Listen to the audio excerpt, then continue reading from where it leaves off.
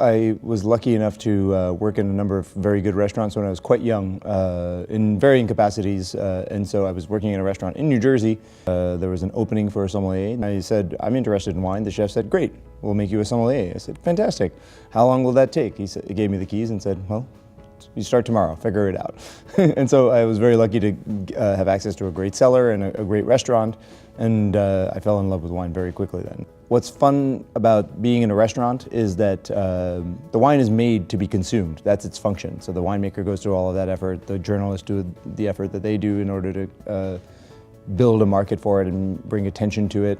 Those who are in the trade of selling it do so, and eventually it comes to the point where it's going to meet its purpose. The reason that it was made, and I get to be around for that. And that's a very rewarding thing because you get to see and be a part of the experience of a wine fulfilling its intention and potential. To maintain a list of this size and this depth involves a lot of networking and a lot of access. So I'm constantly in touch with people in Europe, collectors of wine here in the United States, brokers, retailers of wine. We manage private collections, and also we buy a lot of wine and then cellar it for a long time here at the restaurant, which allows us that opportunity to really have perfect storage and ideal conditions.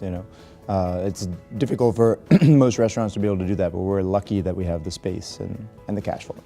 It's a very classic structure based purely on region.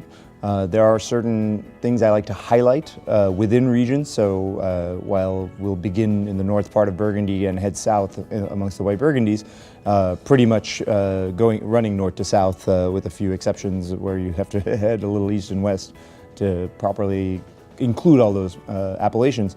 But we'll start with Chablis, for example, because it's the northernmost part of Burgundy. But before starting a generic Chablis page, I have 2 pages which focus on 2 specific producers who I think are the best.